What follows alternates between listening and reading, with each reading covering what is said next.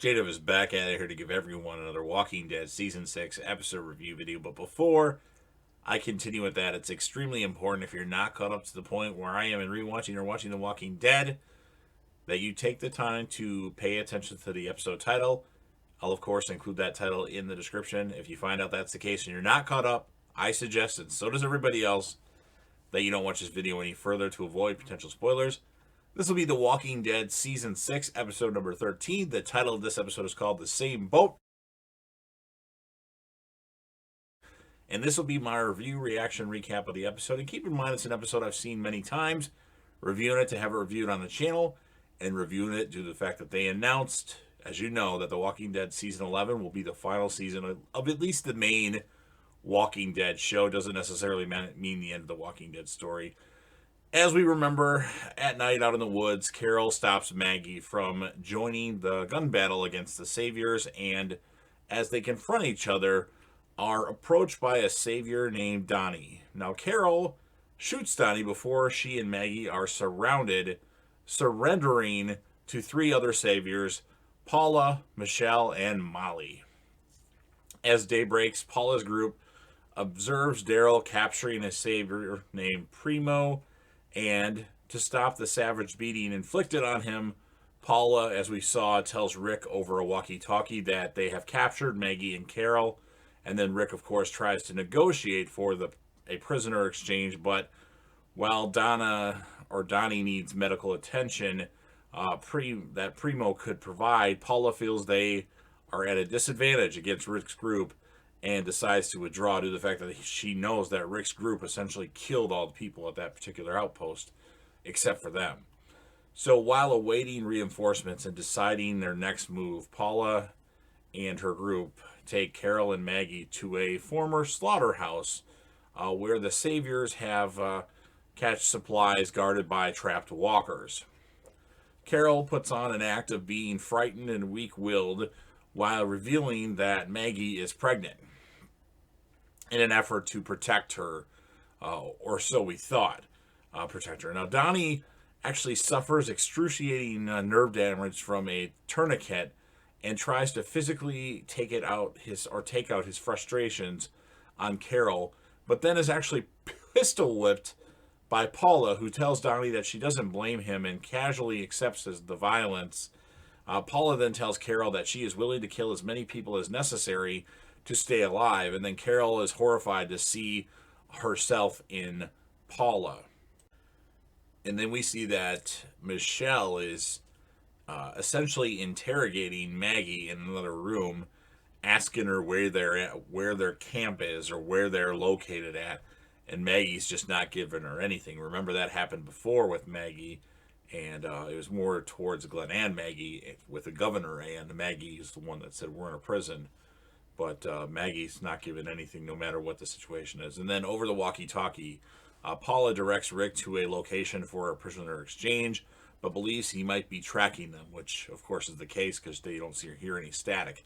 And then Paula, Michelle, and Molly prepare to flee the moment their reinforcements arrive or ambush Rick's group, should he get to the slaughterhouse first. Now, left unguarded, Carol is able to free herself and Maggie, who insists on killing their captors. They use a zombified Donnie to ambush Molly, taking her handgun and beating her to death. Paula eventually catches them as they negotiate a gauntlet of walkers, but Carol, of course, gets the upper hand and wounds Paula as the walkers get loose. And then Maggie fights Michelle, who actually slices her stomach with a knife, but apparently doesn't hit anything or something like that. Maybe we'll find out more in the next episode. I don't actually remember if she actually caught her stomach with that knife or just like her shirt.